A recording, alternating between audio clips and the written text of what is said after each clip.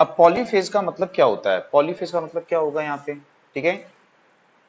तो यदि हम देखें कि यहाँ पे ये एक एन पोल है और दूसरा क्या है, यहाँ पे एक एस पोल है। अब इसमें एक कॉइल को रख देते हैं, कंडक्टर की एक कॉइल को रख देते हैं और इस कॉइल को इस मैग्नेटिक फील्ड में क्या करते हैं, रोटेट करते हैं। तो क्या होगा, तो इसमें हमको इस प्रकार की एक वेव फॉर्म जनरेट करके देगा। ये कॉइल क्या करके देगी हमको, इस प्रकार की एक वेव फॉर्म जनरेट करके देगी। तो उसको क्या बोलेंगे, सिंगल फेज। क्या बोलेंगे उसको, सिंगल फेज। किस इंस्टेंट पर इससे करंट बाहर आएगी, ये फेज होगा, तो इससे अंदर जाएगी, न्यूट्रल होगा। साइकिल चेंज होने पर इससे करंट बाहर आएगी, ये फेज बन जाएगा, इससे अंदर जाएगी, ये न्यूट्रल बन जाएगा, ठीक है।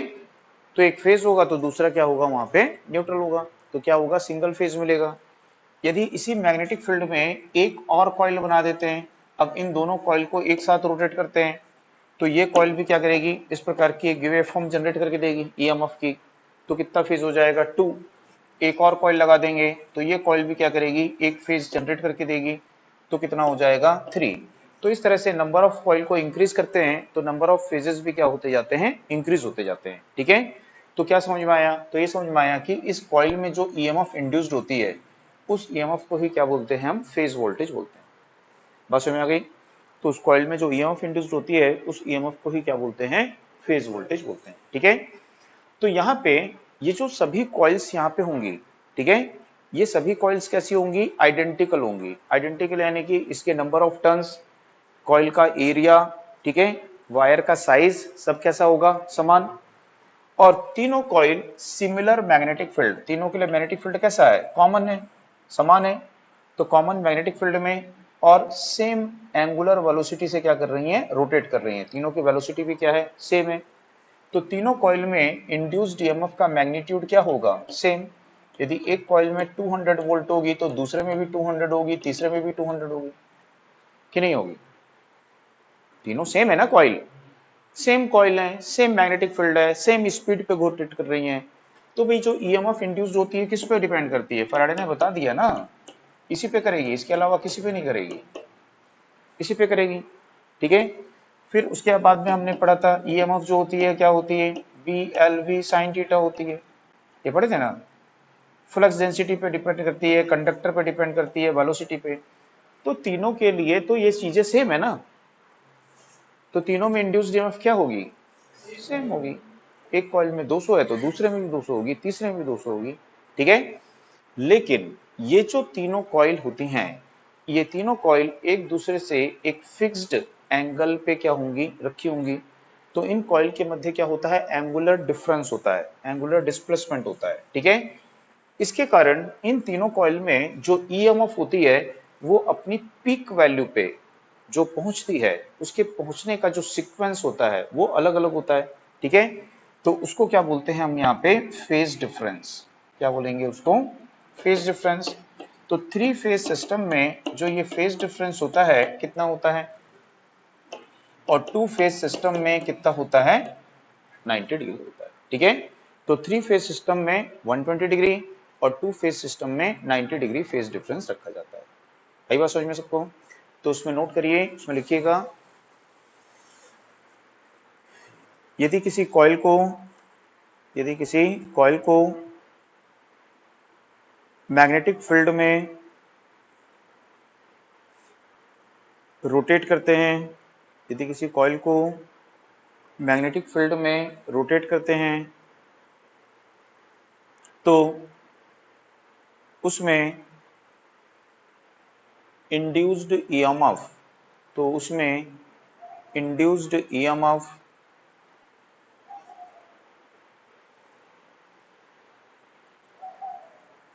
सिंगल फेज ईएमएफ कहलाती है। तो उसमें induced EMF single phase EMF कहलाती है। कॉइल की संख्या को इंक्रीज करने पर, कॉइल की संख्या को इंक्रीज करने पर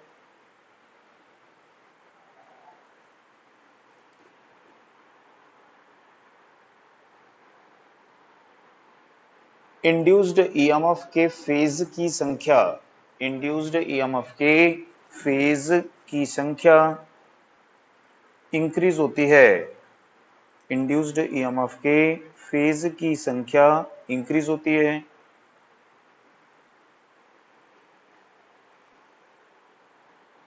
अतः जो जनरेटर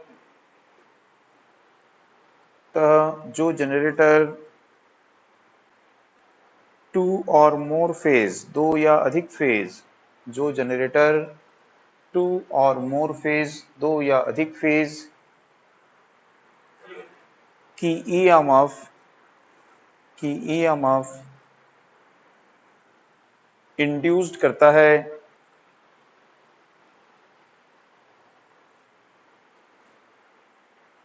पॉलीफेज जनरेटर कहलाता है। पॉलीफेज जनरेटर कहलाता है। पॉलीफेज जनरेटर कहलाता है।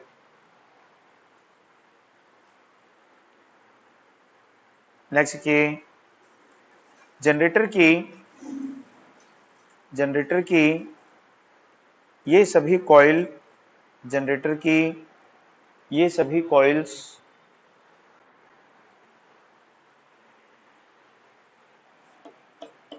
आइडेंटिकल होती हैं, यानी समान संरचना की होती हैं। ठीक है, जनरेटर की ये सभी कॉइल आइडेंटिकल होती हैं, जनरेटर की ये सभी कॉइल्स आइडेंटिकल होती हैं, सेम मैग्नेटिक फील्ड में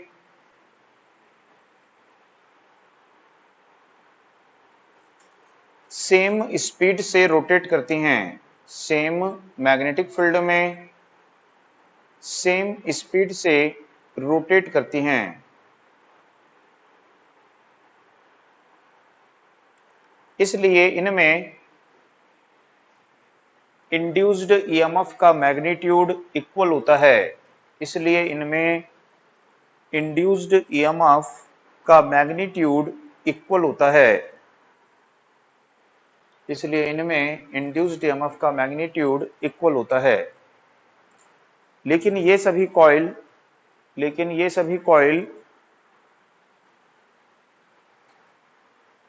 एक दूसरे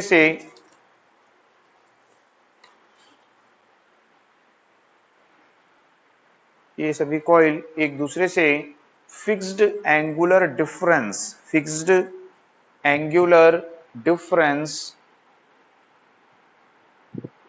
पर प्लेस्ड होती हैं, पर रखी होती हैं। फिक्स्ड एंगुलर डिफरेंस पर प्लेस्ड होती हैं, रखी होती हैं। इससे इन कॉइल्स में इंड्यूस्ड ईएमएफ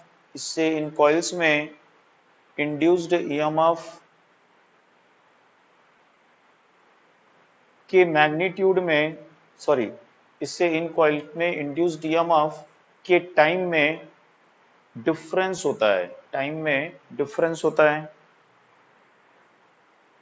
इंड्यूस्ड ईएमएफ के टाइम में डिफरेंस होता है। इसे फेज डिफरेंस कहते हैं।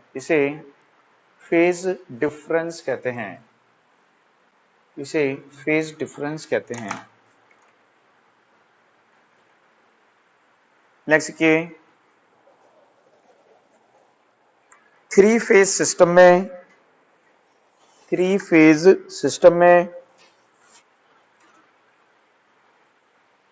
120 degree and two phase system में 90 डिग्री फेज डिफरेंस होता है। थ्री फेज सिस्टम में 120 degree and two phase system में 90 डिग्री फेज डिफरेंस होता है। अपने यहाँ पे जो सिस्टम यूज करते हैं वो कौन सा सिस्टम यूज करते हैं? थ्री फेज सिस्टम यूज करते हैं। तो हम जो यूज करते हैं वो होता है थ्री फेज सिस्टम। तो थ्री फेज सिस्टम ही क्यों यूज करते हैं? इलेक्ट्रिक पावर के जनरेशन, ट्रांसमिशन एंड डिस्ट्रीब्यूशन के लिए, क्योंकि ये इकोनॉमिकल एंड एफिशिएंट सिस्टम होता है, सस्ता है और इसकी एफिशिएंसी क्या है? ज्यादा है। तो इसलिए थ्री फेज सिस्टम का यूज किया जाता है। ठीक है, तो उसमें एक लाइन लिख लीजिए, थ्री फेज सिस्टम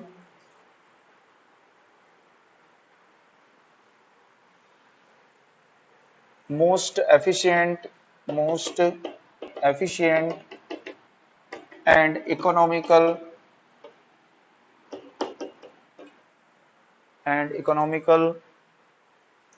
होता है, इसलिए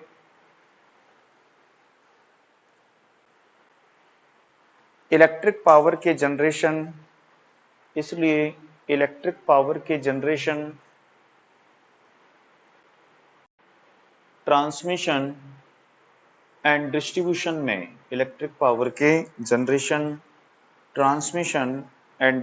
में इसका यूज करते हैं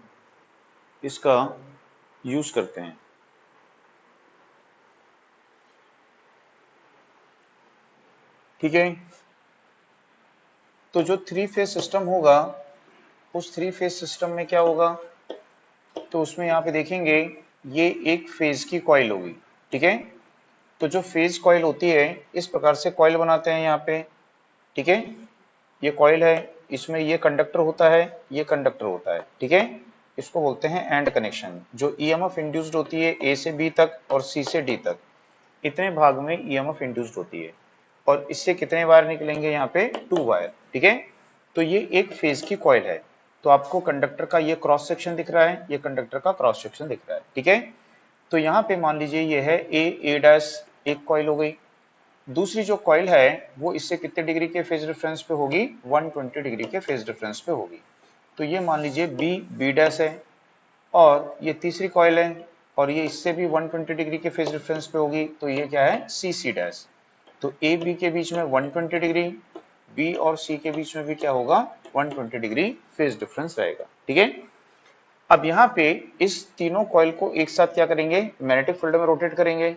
तो इन सभी कॉइल में जो इंड्यूस्ड ईएमएफ है, इस ईएमएफ का जो मैग्नीट्यूड होगा, वो मैग्नीट्यूड कैसा होगा, आपस में इक्वल। तो जो ए में होगी वही बी में, वही सी में होगी। लेकिन यहाँ पे देखेंगे अपन क्या बोलते हैं इसको 0 डिग्री, इसको क्या बोलते हैं 90 डिग्री। तो 90 डिग्री पे कौन सी कॉइल है, ए।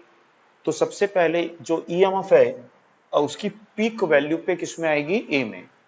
यहाँ पे rate of change of flux linkages क्या होता है, मैक्सिमम होता है।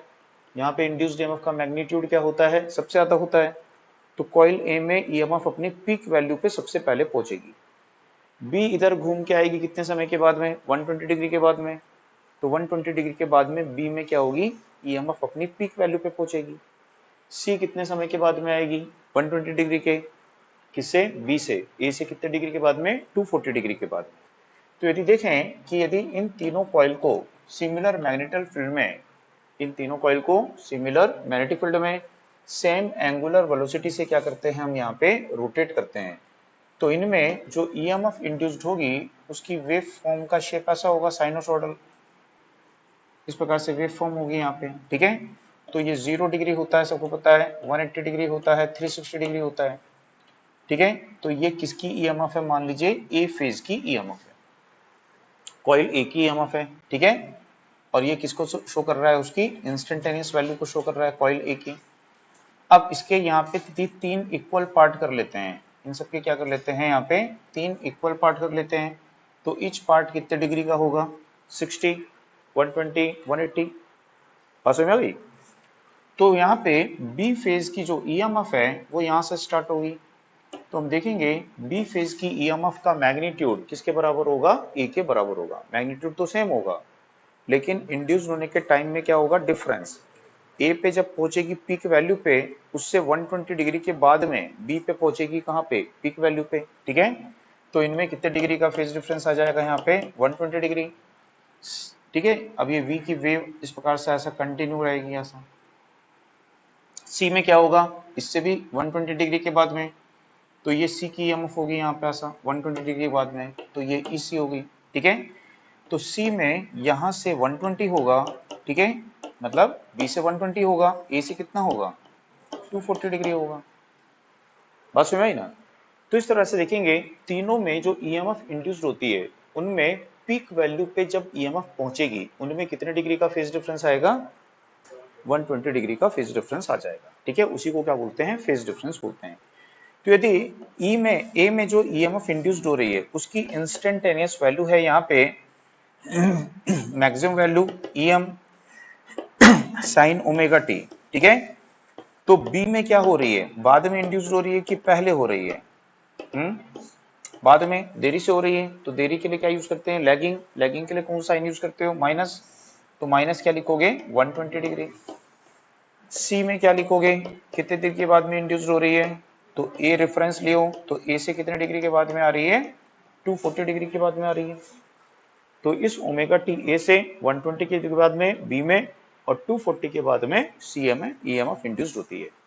अब किसी भी इंस्टेंट पर, किसी भी क्षण पर इन तीनों ईएमएफ की इंस्टेंटेनियस वैल्यू का वेक्टर सम क्या होता है, 0। बात समझ में आई।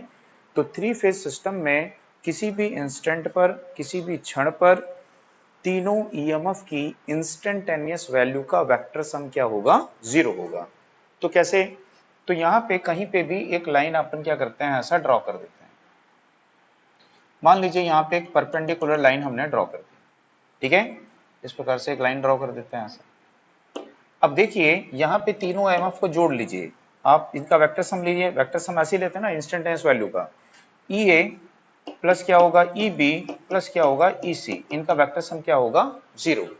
कैसे, तो देखिए ई सी क्या दिख रही है आपको, ये ई सी है, तो ई सी की दिख रही है आपको पॉजिटिव, पॉजिटिव दिख रही है।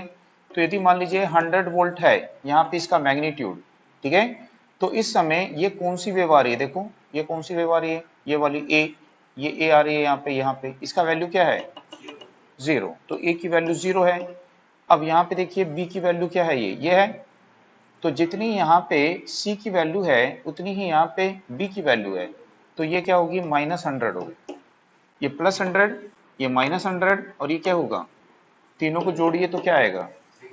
तो किसी भी इंस्टेंट पर इन तीनों ईएमएफ की इंस्टेंटेनियस वैल्यू का वेक्टर सम क्या होता है, 0 होता है थ्री फेज सिस्टम में। आ गई बात समझ में, इसको नोट करिए, स्क्रीनशॉट ले लो नहीं तो। अब इसमें लिखिए थ्री फेज सिस्टम में, थ्री फेज सिस्टम में किसी भी इंस्टेंट पर, किसी भी क्षण पर,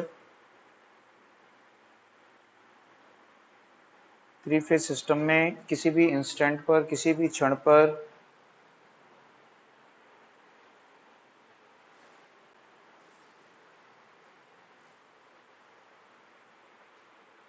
तीनों फेज ईएमएफ, तीनों फेज ईएमएफ की इंस्टेंटेनियस वैल्यू, तीनों फेज ईएमएफ की इंस्टेंटेनियस वैल्यू, तीनों फेज ईएमएफ की इंस्टेंटेनियस वैल्यू का वेक्टर सम 0 होता है। इंस्टेंटेनियस वैल्यू का वेक्टर सम 0 होता है। ठीक है, समझ में आया सबको। अब यहां पे एक होता है फेज सीक्वेंस, फेज सीक्वेंस। तो फेज सीक्वेंस किसको बोलते हैं, तो फेज सीक्वेंस का मतलब होता है कि यहाँ पे जो थ्री फेज सिस्टम है, इस थ्री फेज सिस्टम में जो ये तीनों ईएमएफ हैं, ठीक है, अपनी पीक वैल्यू पे किस सीक्वेंस में पहुंच रही हैं। तो सबसे पहले कौन सा पहुंचा, ई ए पीक वैल्यू पे, उसके बाद बी, उसके बाद में सी, ठीक है। तो इसको क्या बोलेंगे, इनकी पीक वैल्यू पे पहुंचने का जो सीक्वेंस है उसको क्या बोलते हैं, उसका फेज सीक्वेंस।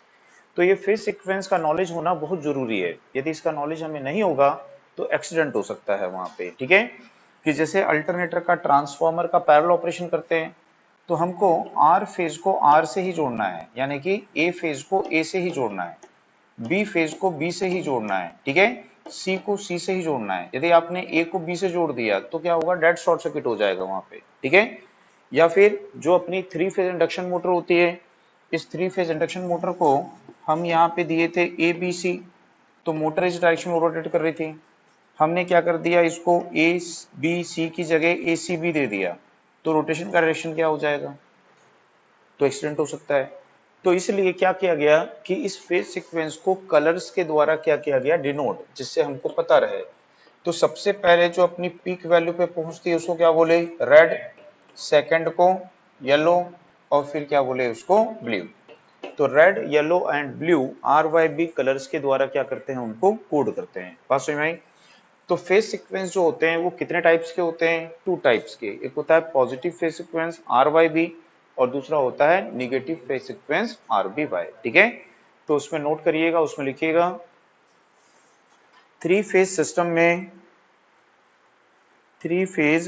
में तीनों phase voltage, three phase system में तीनों फेज वोल्टेज जिस क्रम में अपनी पीक वैल्यू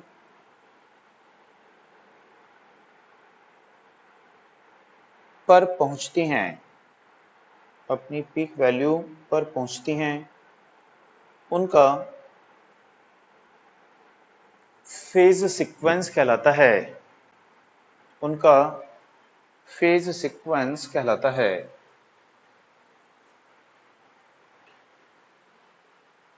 पैराग्राफ चेंज करके लिखिए, फेज सीक्वेंस 2 टाइप्स के होते हैं। पॉजिटिव फेज सीक्वेंस RYB, ठीक है, और होता है निगेटिव फेज सीक्वेंस RBY। ठीक है, इसके अलावा कोई तीसरा फेज सीक्वेंस नहीं हो सकता है। क्यों नहीं हो सकता है? तो यदि हम देखें कि अपना जो अल्टरनेटर है ना, उसको हम 2 ही डायरेक्शन में घुमा सकते हैं। ये मान लो R है, ये Y है, और ये क्या है, B है।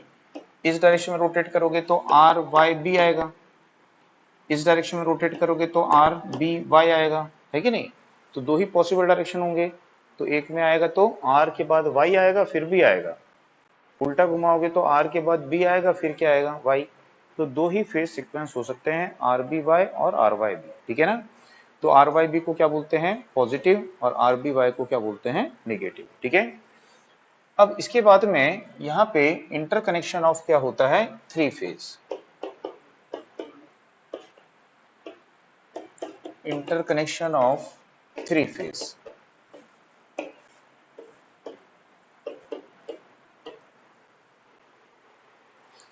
तो इंटरकनेक्शन ऑफ 3 फेज का मतलब क्या होता है कि जैसे हम देखे थे कि यहाँ पे जो एक फेज की कॉइल होती है, इससे कितने वायर निकलते हैं, 2।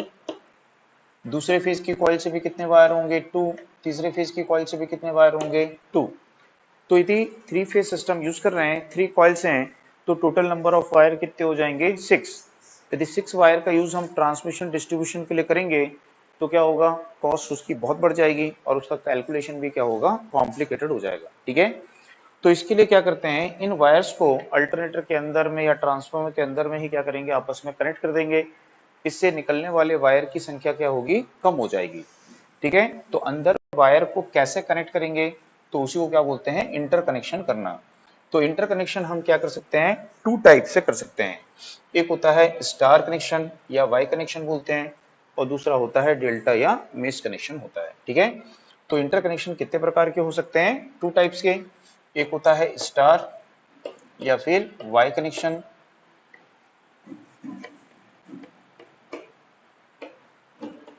और दूसरे को बोलते हैं डेल्टा या फिर मेश कनेक्शन।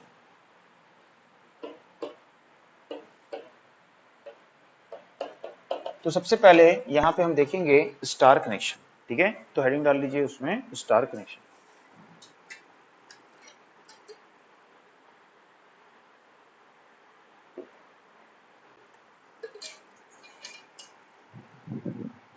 हेलो, तो स्टार कनेक्शन में क्या करेंगे, जैसे कि ये अपनी एक फेज की कॉइल है, ठीक है। इसके कितने वायर हैं, यहाँ पे 2 वायर हैं, ठीक है। अब यहाँ पे जैसे कॉइल को वाउंड करना स्टार्ट करते हैं, कॉइल को लपेटना स्टार्ट किया ऐसे, और यहाँ पे ये कॉइल फिनिश हो गई, तो ये स्टार्टिंग एंड और ये क्या होगा, उसका फिनिशिंग एंड होगा, ठीक है।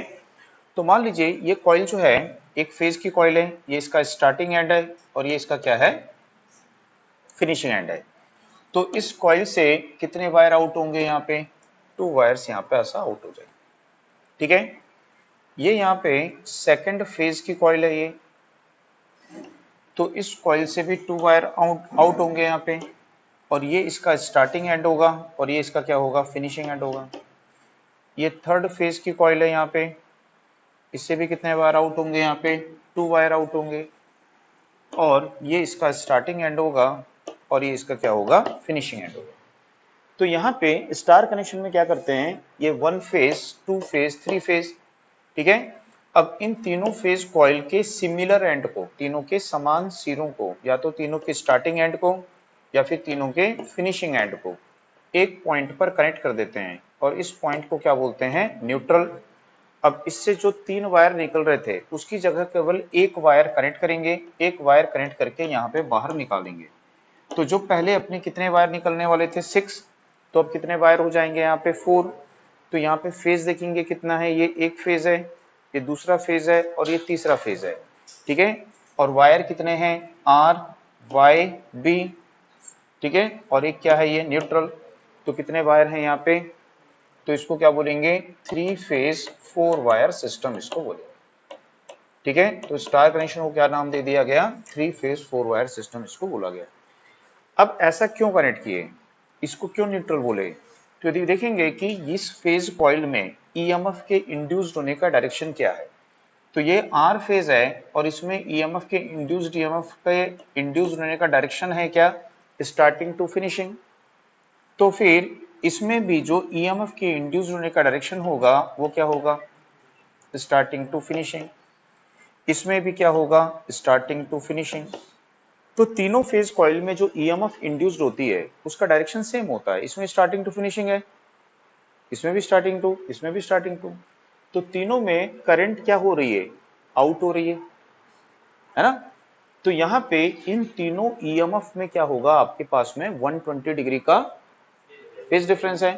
तो तीनों ईएमएफ का मैग्नीट्यूड अभी पढ़े थे इक्वल होगा, तो तीनों का मैग्नीट्यूड इक्वल है, 120 डिग्री का फेज डिफरेंस है। तो किसी भी इंस्टेंट पर इन तीनों का वेक्टर सम क्या होगा, 0। तो जब इन तीनों को आप कनेक्ट कर दी हो एक पॉइंट पे, तो किसी भी इंस्टेंट पर यहाँ कितनी वोल्टेज मिलेगी, 0। तो जिस पॉइंट पर 0 पोटेंशियल होता है, यानी कि इलेक्ट्रिक इंटेंसिटी 0 होती है, वहां पे क्या बोलते हैं, उसको न्यूट्रल बोलते हैं। यदि हम उल्टा कर देते कनेक्शन, ठीक है, इसका स्टार्टिंग ले लेते हो ये और इसका फिनिशिंग ले लेते, तो इसका डायरेक्शन ऐसा हो जाता, तो फिर यहाँ पे न्यूट्रल नहीं मिलता आपको, ठीक है ना। उस कंडीशन में फिर ये न्यूट्रल नहीं मिलता। तो या तो तीनों की स्टार्टिंग लेने हैं, या तो तीनों का डायरेक्शन आउटसाइड होना चाहिए, या तीनों का डायरेक्शन कैसा होना चाहिए, इनसाइड होना चाहिए, तभी आपको ये न्यूट्रल पॉइंट यहाँ पे मिलेगा, अदरवाइज वो नहीं मिलेगा। आई बात समझ में सबको, ठीक है। अब यहाँ पे क्या होता है कि फेज वोल्टेज किसको बोलते हैं, फेज वोल्टेज। तो यदि देखें इस कॉइल को क्या बोलते हो, फेज। यदि यहाँ पे ईएमएफ इंड्यूस्ड हो रही है तो फेज वोल्टेज बोलोगे, यदि यहाँ पे कोई लोड कनेक्ट है तो उसको बोलेंगे सिंगल फेज लोड है। बात समझ में आई। तो ये सेकंड फेज और ये क्या हो गया, थर्ड। तो फेज वोल्टेज को हमने किससे शो किया है, E are, capital E R, R phase की ईएमएफ है। इस कॉइल में जो करंट फ्लो होगी उस करंट को क्या बोलोगे, फेज करंट, आई आर। इसमें जो करंट होगी फेज करंट, आई वाई। इसमें जो करंट फ्लो होगी फेज करंट। तो इस वायर में जो भी वोल्टेज है फेज वोल्टेज, जो भी करंट है वो क्या कहलाती है, फेज करंट। तो फेज करंट, फेज वोल्टेज होती क्या है, तो फेज वोल्टेज जो होती है वो पोटेंशियल डिफरेंस बिटवीन क्या होती है, line wire and neutral wire. ये जो वायर होता है इस वायर को क्या बोलते हैं, लाइन वायर, इसको बोलते हैं लाइन वायर। तो potential difference between line and neutral wire ही क्या कहलाता है, फेज वोल्टेज कहलाती है। जैसे अपने घर में जो सप्लाई आती है, आपके घर में जो सप्लाई आई है क्या आया है, एक फेज वायर आया है, एक न्यूट्रल आया है, तो आप क्या बोलते हो, आपके घर में क्या आई, सिंगल फेज वोल्टेज आई है, सिंगल फेज सप्लाई है। तो यही सिंगल फेज सप्लाई है जो आपके घर में यहाँ पे आती है। तो आपके घर के पास जो ट्रांसफार्मर है, उस ट्रांसफार्मर की सेकेंडरी है ये, उस सेकेंडरी में जो ईएमएफ है, वो सेकेंडरी की ईएमएफ आपके घर के फेज और न्यूट्रल वायर के मध्य मिल रही है, उसके मध्य का पोटेंशियल डिफरेंस है, ठीक है। अब यहाँ पे एक होती है लाइन वोल्टेज, तो लाइन वोल्टेज को बोलते हैं, इस वायर को बोलते हैं लाइन वायर, ये वायर लाइन वायर, ये वायर क्या है, लाइन वायर है। तो potential difference between two line wire, तो ये जो लाइन वायर है, ठीक है, और ये लाइन वायर है, इन लाइन वायर के मध्य का पोटेंशियल डिफरेंस क्या कहलाएगा, लाइन वोल्टेज। तो ये लाइन वोल्टेज है। ये लाइन वायर और ये न्यूट्रल वायर के मध्य का पोटेंशियल डिफरेंस क्या कहलाएगा, फेज वोल्टेज। तो ये फेज वोल्टेज है, ठीक है, ये फेज वोल्टेज है। और इस फेज वोल्टेज की रिस्पेक्टिव लाइन वोल्टेज क्या है, आर वाई, ये इसकी क्या है, रिस्पेक्टिव लाइन वोल्टेज उसको बोला जाता है, ठीक है। ये लाइन वायर है, ये लाइन वायर है, ठीक है, इन दोनों के मध्य का पोटेंशियल डिफरेंस क्या होगा, वाई बी, ठीक है, आर वाई, उसके बाद क्या होगा, वाई बी। तो ये भी क्या है, लाइन वोल्टेज है। यदि अपन देखें यहाँ पे आर वाई लिए, वाई भी लिए, अब क्या लोगे, बी वाई, तो क्या लोगे, ये लाइन वोल्टेज है, सॉरी बी आर, क्या होगी ये, बी आर, तो ये क्या हो जाएगी, लाइन वोल्टेज हो जाएगी, ठीक है। तो एक फेज वोल्टेज है ई आर, एक मिलेगी यहाँ पे ई वाई, और एक मिलेगी ई बी, ये फेज वोल्टेज होंगी, और ये तीनों क्या होंगी, लाइन वोल्टेज होंगी। बात समझ में आई सबको। तो उसमें नोट करिए पहले, इसको बाद में बनाना, पहले उसमें लिखिए, हाँ, स्टार कनेक्शन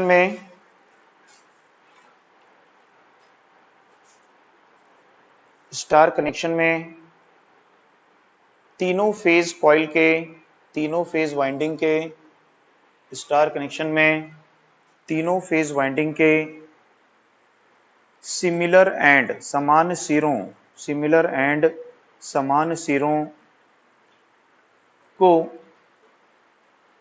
एक पॉइंट पर कनेक्ट करते हैं, एक पॉइंट पर कनेक्ट करते हैं, इसे न्यूट्रल पॉइंट कहते हैं, इसे three phase four wire system कहते हैं, इसे three phase four wire system कहते हैं।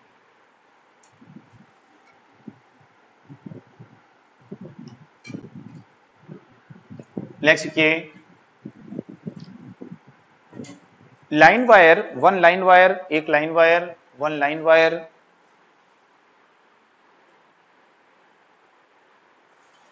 And neutral wire, one line wire and neutral wire के मध्य का पोटेंशियल डिफरेंस, के मध्य का पोटेंशियल डिफरेंस फेज वोल्टेज कहलाता है, फेज वोल्टेज कहलाता है,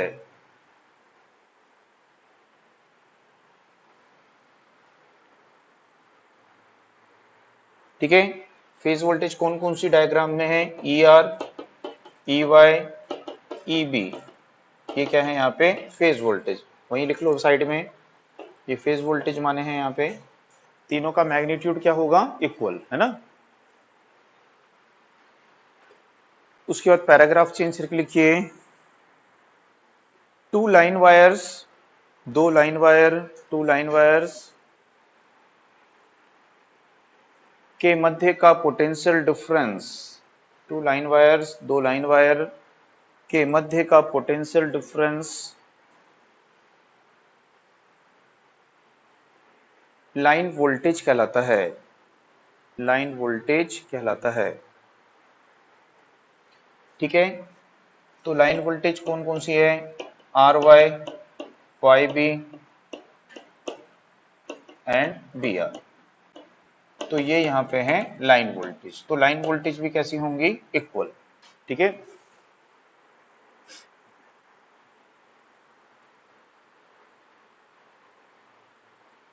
बात समझ में आई सबको। अब यहाँ पे जो स्टार कनेक्शन होता है, इस स्टार कनेक्शन में लाइन वोल्टेज और फेज वोल्टेज में क्या रिलेशन होता है, ठीक है। तो स्टार कनेक्शन में जो लाइन वोल्टेज होगी वो ऑलवेज ग्रेटर देन क्या होगी, फेज वोल्टेज होगी, ठीक है। तो कितनी ज्यादा होगी, तो यदि अपन देखें कि ये वाली वोल्टेज, ये वाली फेज वोल्टेज और ये वाली फेज वोल्टेज दोनों का डिफरेंस अपने को यहाँ पे मिलना है, तो क्या होना चाहिए, डबल होना चाहिए। इस फेज वोल्टेज का क्या हो जाना चाहिए था, डबल। लेकिन डबल नहीं हो पाता है, क्यों, 120 डिग्री फेज डिफरेंस है, बात समझ आ रही ना।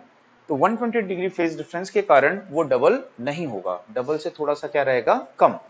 तो डबल से थोड़ा सा कम कितना, √3, यानी कि 1.732 टाइम्स, ठीक है। √3 की वैल्यू कितनी होती है, 1.732 टाइम्स। तो डबल से थोड़ा सा क्या रहेगा, वो कम होगा, क्योंकि यदि अपन देखें ना 120 डिग्री फेज डिफरेंस है, अभी बनाए थे ना ऐसा डायग्राम। तो यदि आप देखोगे कि इसमें ऐसा क्या होता है, 120 डिग्री फेज डिफरेंस है यहाँ पे, ऐसा ऐसा डायग्राम जब अपन बनाएंगे प्रॉपर, है ना। तो एक वोल्टेज आपको यहाँ मिलेगी, एक वोल्टेज यहाँ और दूसरी यहाँ मिलती है, यदि डायरेक्ट अपोजिशन पे ये 200 होती, यहाँ से यहाँ तक 200 होती, यहाँ से यहाँ तक 200 होती, तो क्या बोलते हैं 400, है कि नहीं। लेकिन देखते हैं कि जब एक पीक वैल्यू पे होती है तो दूसरी पीक पे नहीं होती है, दूसरी पीक पे नहीं पहुंच पाती ना। तो यहाँ पे इन दोनों का जो डिफरेंस है वो डबल नहीं रहेगा, डबल से थोड़ा सा क्या रहेगा, कम, क्योंकि उनमें क्या है, 120 डिग्री फेज डिफरेंस है, ठीक है। तो कितनी वोल्टेज होती है, तो √3 टाइम्स, कैलकुलेशन करके भी निकालते हैं वेक्टर से, है ना, आगे देख लेंगे इसको। तो लाइन वोल्टेज की वैल्यू कितनी होगी, √3 टाइम ऑफ फेज वोल्टेज, आपको एकदम याद रखना है स्टार कनेक्शन में। तो अपन बोल सकते हैं कि लाइन वोल्टेज जो होती है वो √3 टाइम्स ऑफ क्या होती है, फेज वोल्टेज होती है, ठीक है। जैसे कि आपके घर में कितनी वोल्टेज आ रही है, आपके घर में कितनी वोल्टेज आ रही है, तो आप बोलते हो 230 वोल्ट आ रही है। तो ये आपके घर की 230 वोल्ट जो है ये फेज वोल्टेज है, तो उसकी लाइन वोल्टेज कितनी होगी, 400 वोल्ट होगी, बस में। तो आपके घर के पास जो ट्रांसफॉर्मर लगाया है उस ट्रांसफॉर्मर में टू वायर्स, लाइन वायर के मध्य का पोटेंशियल डिफरेंस है 400 वोल्ट, ठीक है, ये डिफरेंस है 400। बट आपके घर में कितनी आएगी, 230 आएगी, आई बात समझ में। तो 230 वोल्ट आपके घर में वहां पे आती। तो यदि आपको लाइन वोल्टेज पता है, फेज निकाल सकते हो, फेज वोल्टेज पता है तो लाइन, अभी हमने क्या किया, फेज वोल्टेज रख दिया तो लाइन मिल गई। और यदि आपको फेज वोल्टेज निकालनी है तो क्या लिखोगे, VL/√3। तो यदि बोलेगा कि यहाँ पे फेज पे कितनी वोल्टेज है, इसके फेज में कितनी वोल्टेज है, तो लाइन वोल्टेज का 1/√3 टाइम्स, और 1/√3 की वैल्यू कितनी होती है, 0.577 टाइम्स ऑफ क्या होती है, VL। तो आधे से थोड़ा सा क्या है, वो ज्यादा है, ठीक है। तो 400 का आधा कितना होता है, 200, 200 से थोड़ा सा क्या है, वो ज्यादा है, 230 है, आई बात समझ में। तो ये रिलेशन आपको याद रखना है, ये आगे तक आपको जरूरत पड़ेगी, हमेशा जरूरत पड़ेगी इसकी, ठीक है। कि स्टार कनेक्शन में लाइन वोल्टेज क्या होती है, √3 टाइम्स ऑफ फेज वोल्टेज होती है, ठीक है। क्या करंट भी ऐसी होती है, नहीं, करंट में ऐसा रिलेशन नहीं होता है, ठीक है। नोट कर लिए, डायग्राम बाद में बनाना, नोट कर लिए, नोट कर लिए सब इसको, ठीक है। अब यदि देखें कि यहाँ पे क्या होता है कि इस वायर में जो करंट जा रही है उस करंट को क्या बोले हो आप, फेज करंट। इस वायर में करंट आ रही है फेज करंट, इस वायर में करंट आ रही है फेज करंट, ठीक है। तो यहाँ पे IR, IY, IB, ये तीनों करंट कैसी हैं, यहाँ पे फेज करंट, ठीक है। अब यदि मान लीजिए हम यहाँ पर एक लोड कनेक्ट कर देते हैं, एक लोड कनेक्ट कर दिए, लोड यानी बल्ब है ये, मान लो आप यहाँ पे 100 वाट का एक बल्ब लगा दिए हो, आपके घर में 230 वोल्ट आ रही है, तो बल्ब को कितनी मिलेगी, 230 वोल्ट। ट्रांसफॉर्मर की सेकेंडरी से 230 वोल्ट आपके घर में आई है, आपके घर में आर और क्या आया हुआ है, न्यूट्रल। आपने क्या लगा दिया, बल्ब। तो वोल्टेज कौन दे रहा है, अपन थोड़ी दे रहे हैं, ट्रांसफॉर्मर दे रहा है उसको, ट्रांसफॉर्मर से डायरेक्ट उसको वोल्टेज मिल रही है, बल्ब अपना जल रहा है, ठीक है। तो जब ट्रांसफॉर्मर से डायरेक्ट वोल्टेज मिल रही है, बल्ब जल रहा है, तो करंट कहां से निकल रही है, ये फेज वायर से, यहां से करंट निकलेगी, इस करंट को क्या बोलोगे, फेज करंट। कहां से जाएगी, इस वायर से। तो इस वायर से जो करंट जाएगी उसको क्या बोलोगे, लाइन करंट। क्यों, लाइन वायर है ये, तो लाइन वायर से कौन सी करंट फ्लो होती है? Line current. तो इससे ये लाइन करंट फ्लो होगी और वही इस बल्ब से फ्लो होगी और वही करंट वापस अपने सोर्स में आएगी। किसी भी सोर्स से जितनी करंट आउट होती है वापस उतनी करंट उसमें एंटर करती है ना, करंट भटकती नहीं है कहीं पे। तो जितनी इससे आउट हुई है उतनी करंट इसमें क्या करेगी? एंटर करेगी। तो इस लूप में करंट क्या होगी? सर्कुलेट होते रहेगी। आई बात समझ में? तो यदि हम देखते हैं कि इस फेज वायर से जो करंट निकली है फेज करंट, लाइन से जो करंट फ्लो हुई है लाइन करंट, दोनों करंट अलग अलग होंगी कि एक ही होंगी? एक ही होंगी, है ना। तो इसका मतलब है कि यहाँ पे जो लाइन करंट होती है इज इक्वल टू क्या होती है? फेज करंट होती है। तो ये स्टार कनेक्शन में लाइन करंट और फेज करंट में रिलेशन है कि line current is equal to क्या होगी? Phase current. ठीक है, उसको नोट कर लीजिए।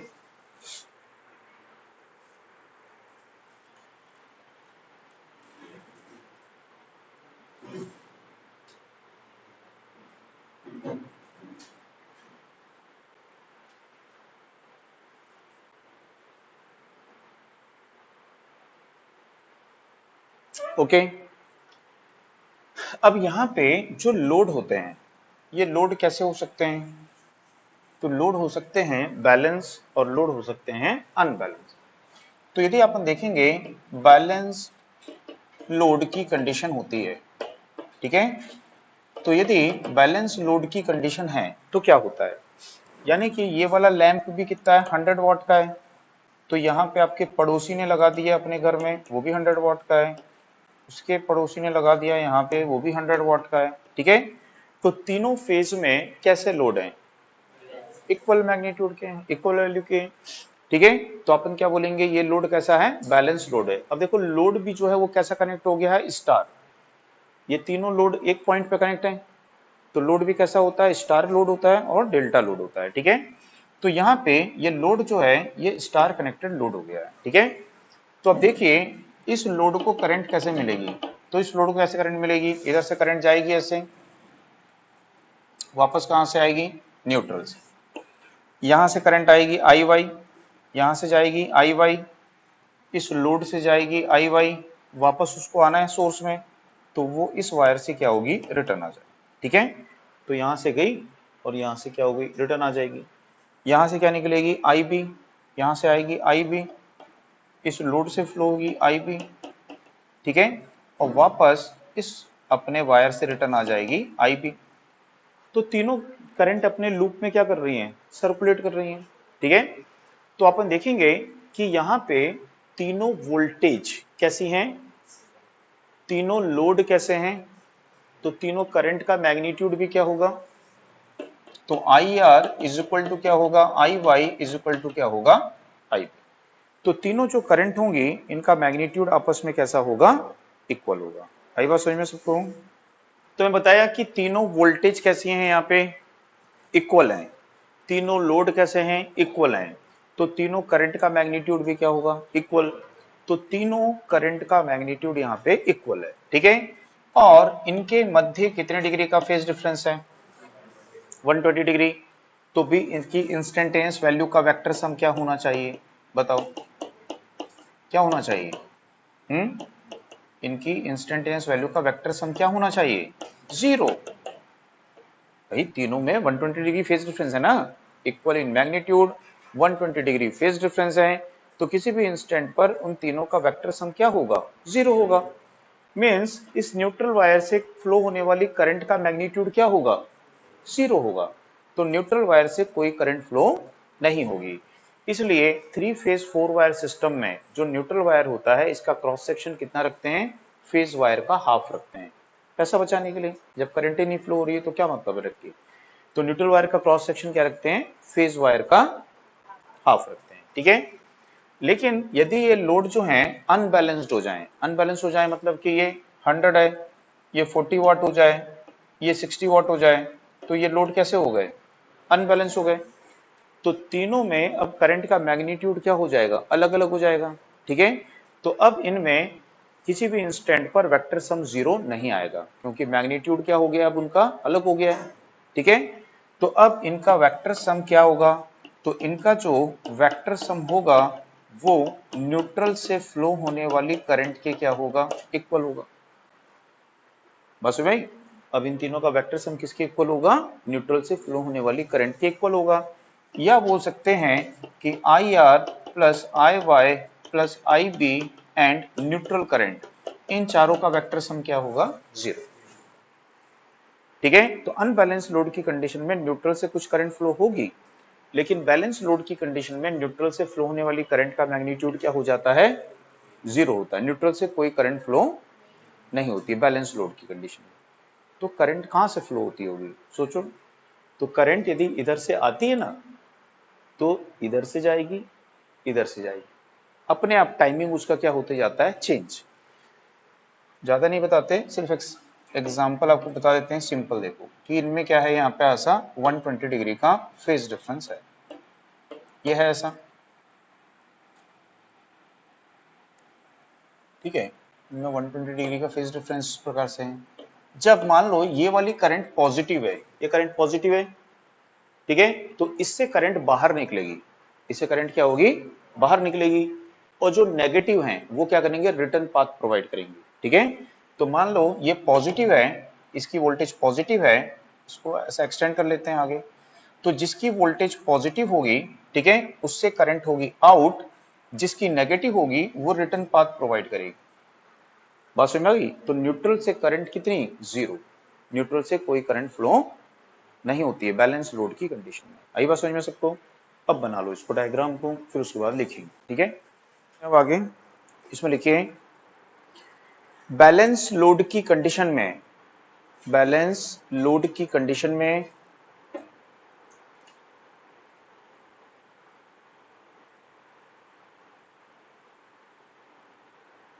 थ्री फेज 4 वायर सिस्टम में, थ्री फेज 4 वायर सिस्टम में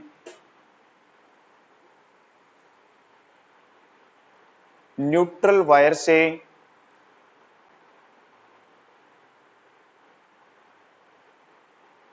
फ्लो होने वाली, न्यूट्रल वायर से फ्लो होने वाली तीनों फेज करंट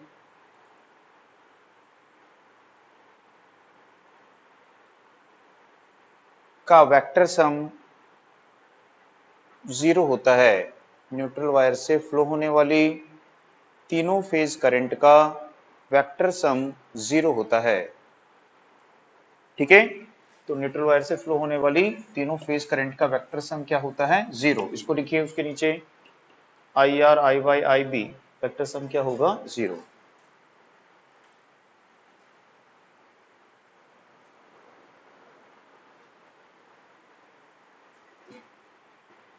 पैराग्राफ चेंज करके लिखिए, इसलिए थ्री फेज 4 वायर सिस्टम में,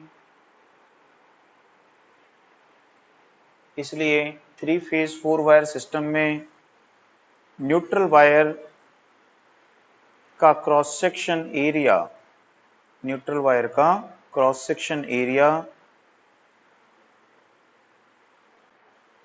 फेज वायर से हाफ रखते हैं। न्यूट्रल वायर का cross section area phase wire से हाफ रखते हैं।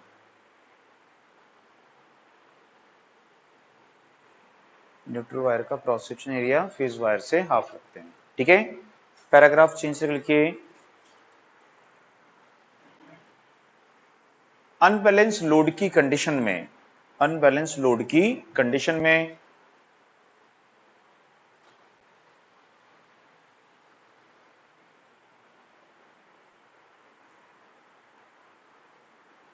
न्यूट्रल वायर की करंट 0 नहीं होती है। अनबैलेंस लोड की कंडीशन में न्यूट्रल वायर की करंट 0 नहीं होती है।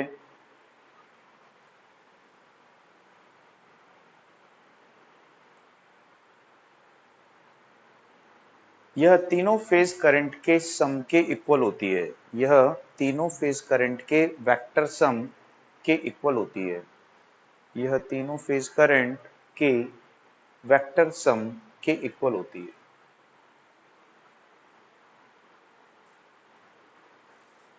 ठीक है। तो यहाँ पे न्यूट्रल वायर की करंट 0 नहीं होती है, किसके इक्वल होती है? तीनों फेज करंट के वेक्टर सम के इक्वल होती है। इसको नोट कर लीजिए।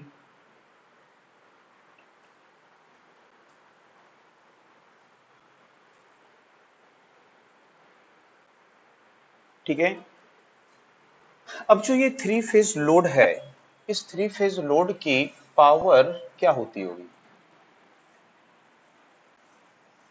तो पावर क्या होती है? एडिटिव होती है। पावर क्या होती है? जुड़ जाती है ना? तो यहाँ पे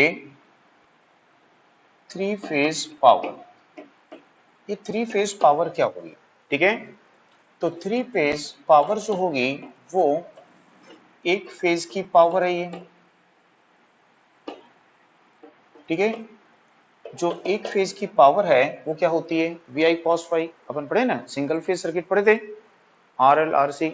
तो सिंगल फेज सर्किट की पावर क्या होती है? V I cos phi. तो इसकी पावर यदि कैलकुलेट करना है तो इसकी फेज वोल्टेज, इसकी फेज करंट, तो इसकी फेज वोल्टेज है V, है ना? वोल्टेज की आरएमएस वैल्यू, इसके फेज वोल्टेज की आरएमएस वैल्यू। ठीक है। इसके फेज करंट की आरएमएस वैल्यू। ठीक है। आई क्या है? इसके फेज करंट की आरएमएस वैल्यू। और उन दोनों के मध्य का एंगल और उसकी क्या लेंगे? Cosine value.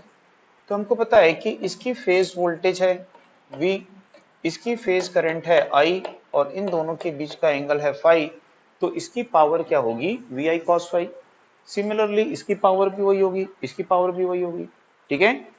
तो टोटल पावर क्या होगी? तो टोटल पावर इन तीनों का क्या होगी? 3 टाइम्स हो जाएगी। बात समझ में आ गई?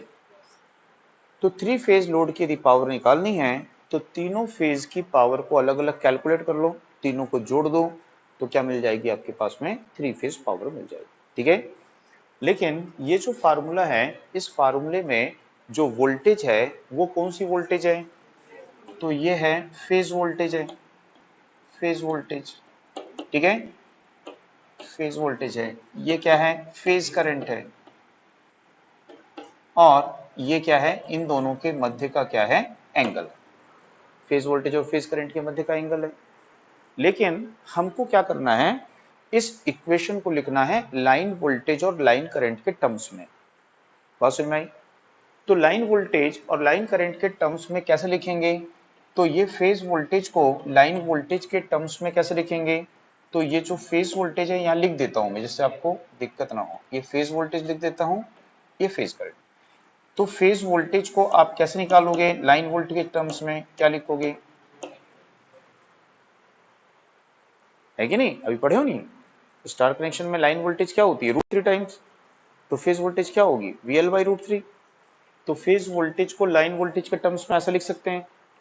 ठीक है। फेज करंट को हम लाइन करंट के टर्म्स में कैसे लिख सकते हैं? दोनों इक्वल होते हैं। इन दोनों वैल्यू को यहाँ पे पुट कर देते हैं।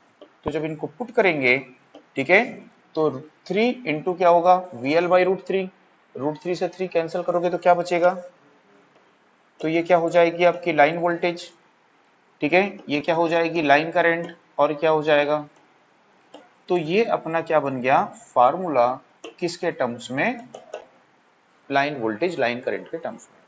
तो आप कैलकुलेशन आप पहले मेथड से भी कर सकते हो, कैलकुलेशन आप इससे भी कर सकते हो, दोनों में आपका आंसर सेम आएगा। ठीक है। तो नॉर्मली हम जो फार्मूला यूज करते हैं थ्री फेज लोड के लिए, वो ये फार्मूला यूज करते हैं, लाइन वोल्टेज और लाइन करंट के टर्म्स में हम लेते हैं। आ गई बात समझ में? अब आपको यदि मान लीजिए ये फार्मूला दे दिया एग्जाम में ये फार्मूला दिया, ठीक है, और पूछेगा कि फाई जो है ये किसके बीच का एंगल है, तो आप बोलोगे कि फाई जो है ये लाइन वोल्टेज और लाइन करंट के बीच का एंगल है। गलत हो जाएगा। एंगल को तो हमने चेंज नहीं किया ना। किसको चेंज किए हो? वोल्टेज को। किसको चेंज किए हो? और यहाँ पे क्या बोले थे? ये फेज वोल्टेज और फेज करंट के बीच का एंगल है ये। उसको चेंज किए क्या अपन ने? नहीं किए। तो याद रखना है कि इस फार्मूले में वोल्टेज तो लाइन है, करंट तो लाइन है, लेकिन जो एंगल है ये है angle between phase voltage and phase current. तो ये आपको यहाँ पे केयरफुली ध्यान रखना है। आ गई बात समझ में?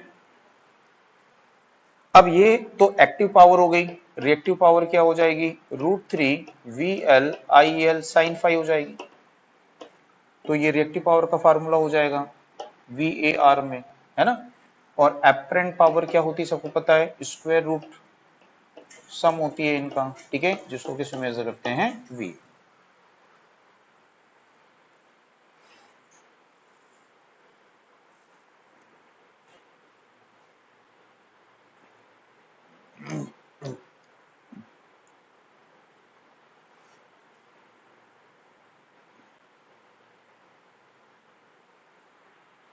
ठीक है।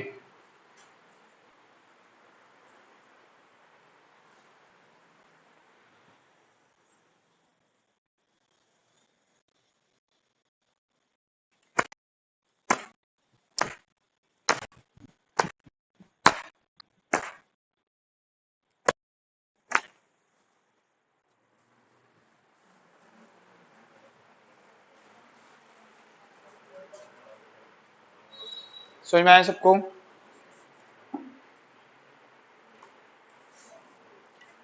अब थ्री फेज जो सिस्टम होता है, इस थ्री फेज सिस्टम में जो वोल्टेज दी हुई होती है क्वेश्चन में, वो कौन सी वोल्टेज दी हुई होती है, लाइन वोल्टेज, ठीक है। जब तक कि उसमें लिखा ना गया हो कि वो फेज वोल्टेज है, क्या मानना है आपको, लाइन वोल्टेज मानना है। जैसे कि आपके घर के पास में जो ट्रांसफार्मर लगा है, क्या बोलते हो, कितनी रेटिंग का है, कितनी वोल्टेज रेटिंग का है, क्या बोलते हो, बोलो, 11 kV ऑब्लिक 400 वोल्ट, ऐसे बोलते हो नहीं। आपके घर के पास में जो ट्रांसफार्मर लगा है वो 11,000 ऑब्लिक 400 वोल्ट, ऐसे बोलते हो। तो ये कौन सी वोल्टेज है ये, कभी आप ऐसे बोले हो क्या, नहीं मेरे घर के पास जो ट्रांसफार्मर लगा है वो 11,000 ऑब्लिक 200 वोल्ट, ऐसे बोलते हो क्या। तो फेज वोल्टेज नहीं बोलते हैं, कौन सी वोल्टेज बोलते हैं, लाइन वोल्टेज। 33 kV बोलते हो, कौन सी वोल्टेज है ये, 66 kV, 120 सॉरी 110, 220, सब कौन सी वोल्टेज है, लाइन वोल्टेज है। तो थ्री फेज सिस्टम में हम हमेशा किस वोल्टेज की बात करते हैं, लाइन वोल्टेज की, ठीक है, फेज वोल्टेज की बात नहीं करते हैं। तो जब तक आपको क्वेश्चन में दिया ना गया हो कि वो फेज वोल्टेज है, तब तक आपको क्या मान के चलना है, लाइन वोल्टेज है। अगली बात समझ में सबको। अब यहाँ पे जैसे कि हमने देखा कि यहाँ पे जो फेज वोल्टेज थी, लाइन वोल्टेज थी, है ना, लाइन वोल्टेज कौन सी थी आपके पास में, VRY, RY, YB और क्या थी, BR, ये लाइन वोल्टेज थी।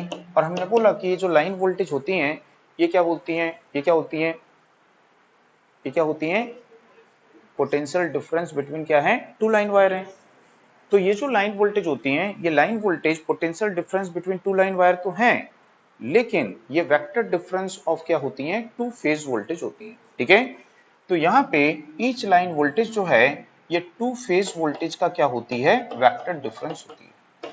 जैसे आर वाई, तो आर और वाई का है, ठीक है, वाई बी, वाई और बी का वेक्टर डिफरेंस होगी, और बी आर जो है, बी और आर का वेक्टर डिफरेंस होगी। ये फेज वोल्टेज है, ये लाइन वोल्टेज है। तो ईच लाइन वोल्टेज जो होती है, वो टू फेज वोल्टेज का क्या होती है, वेक्टर डिफरेंस होती है, ठीक है। तो यदि हम देखें यहाँ पे वेक्टर,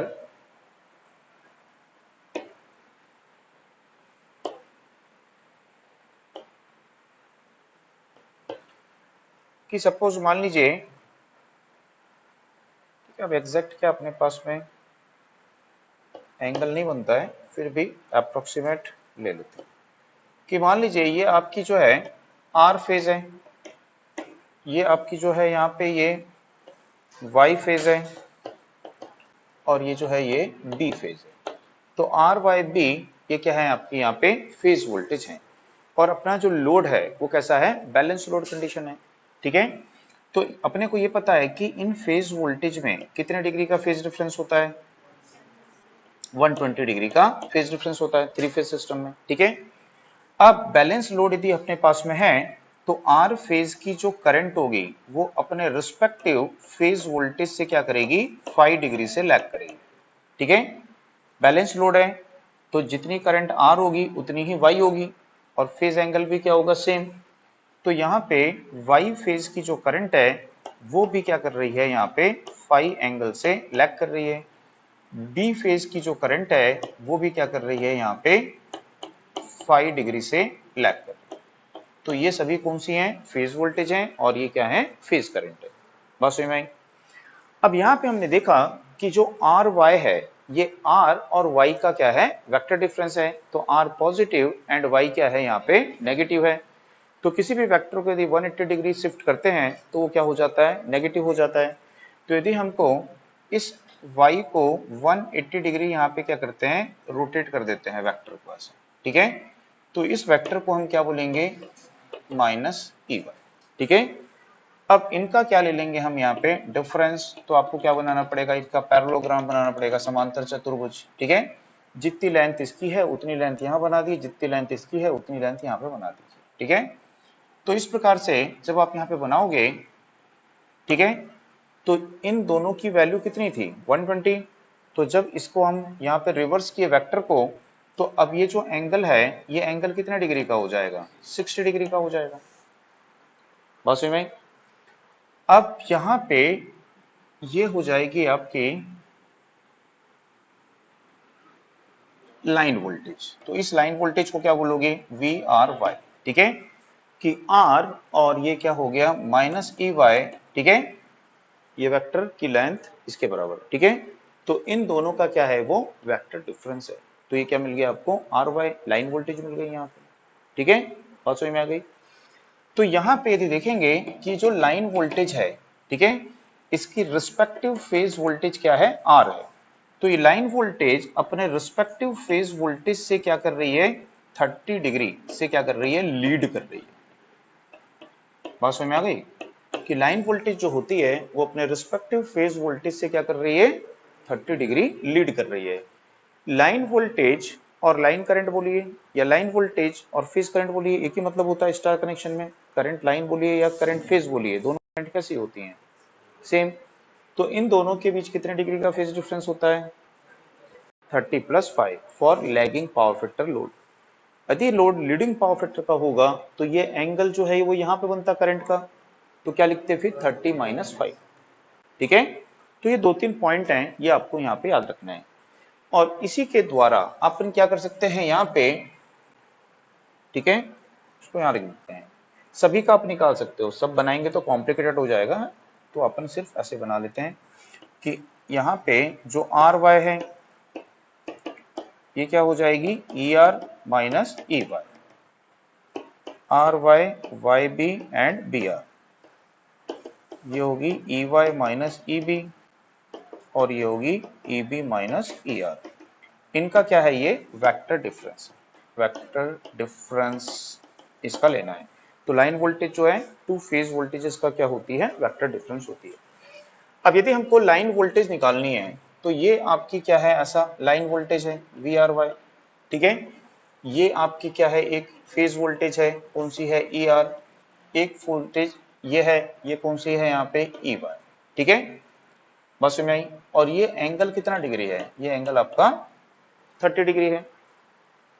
तो आपको यदि लाइन वोल्टेज निकालनी है in terms of phase voltage, तो इस ट्रायंगल से आप निकाल सकते हो। बस में आई। तो इसकी जो लेंथ है वो कितनी है? वी आर वाई है। इसको यदि हम परपेंडिकुलर से ड्रॉ करते हैं तो ये लेंथ कितनी हो जाएगी? तो ये लेंथ हो जाएगी वी आर वाई बाई क्या हो जाएगी? 2 हो जाएगी, ठीक है? तो ये कैसा ट्रायंगल बन गया अपने पास में? राइट एंगल ट्रायंगल बन गया।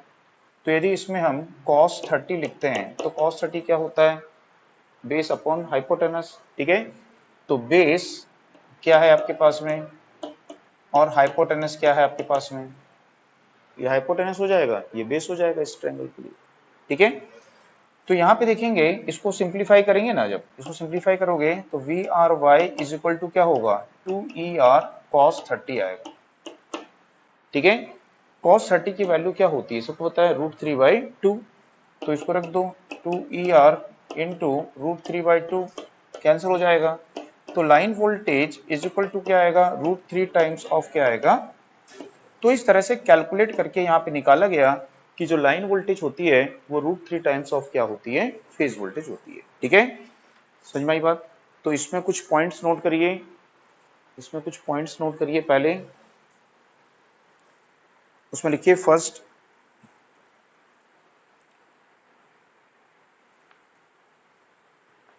तीनों फेज वोल्टेज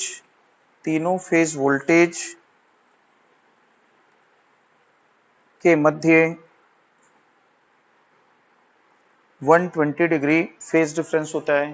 तीनों फेज वोल्टेज के मध्य 120 डिग्री फेज डिफरेंस होता है।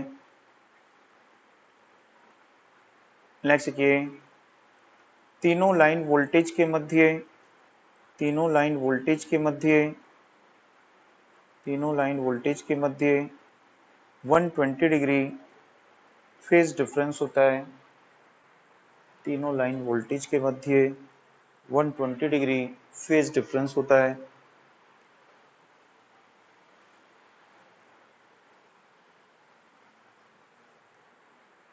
नेक्स्ट देखिए,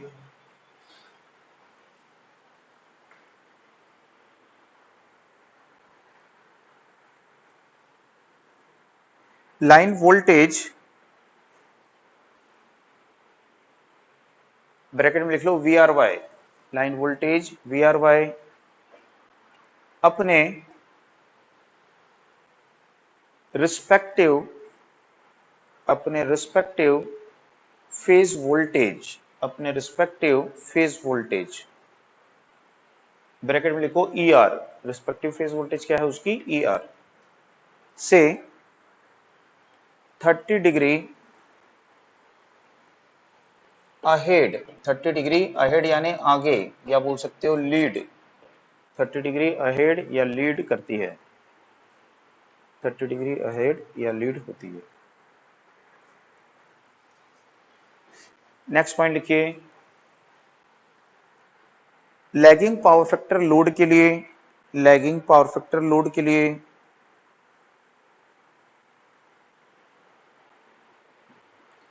line current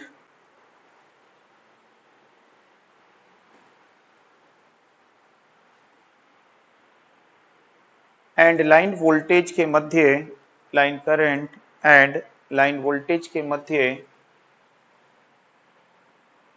30+5 degree phase difference होता है। 30+5 डिग्री फेज डिफरेंस होता है।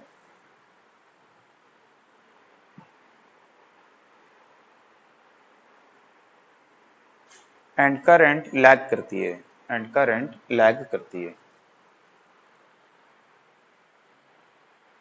बात समझ में आई? एंड करंट लैग करती है। लैगिंग पावर फैक्टर लोड के लिए line voltage and line current के मध्य 30+5 डिग्री फेज डिफरेंस होता है। एंड करंट क्या कर रही है?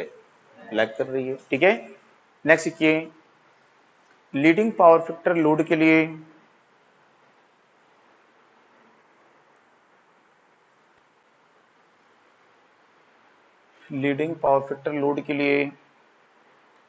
Line voltage and line current के मध्य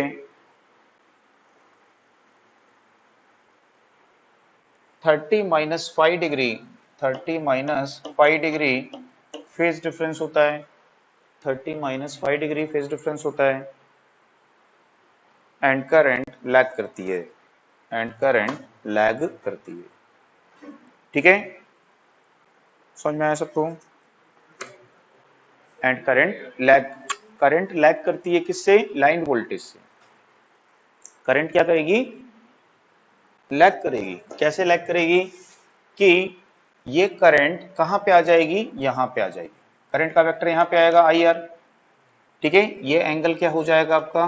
फाई। बस समझ आ रही है ना? तो ये फेज डिफरेंस कितना आएगा? 30-5, ये फेज डिफरेंस मिलेगा। तो करंट वोल्टेज से क्या कर रही है? लैग करेगी। ठीक है ना? कौन सी वोल्टेज से? VR से, लाइन वोल्टेज से लैग करेगी। तो चाहे वो लीडिंग पावर फैक्टर लोड हो, चाहे वो लैगिंग पावर फैक्टर लोड हो, तो करंट जो है, लाइन करंट अपनी लाइन वोल्टेज से क्या करती है? लैग करती है। आई बात समझ में? इसका स्क्रीनशॉट ले लो। अब बाकी नेक्स्ट क्लास में देखेंगे आगे कल। ठीक है, कुछ इसके क्वेश्चन और उसके बाद में फिर डेल्टा कनेक्शन। ठीक है, तो इसका स्क्रीनशॉट ले लेंगे सभी स्टूडेंट।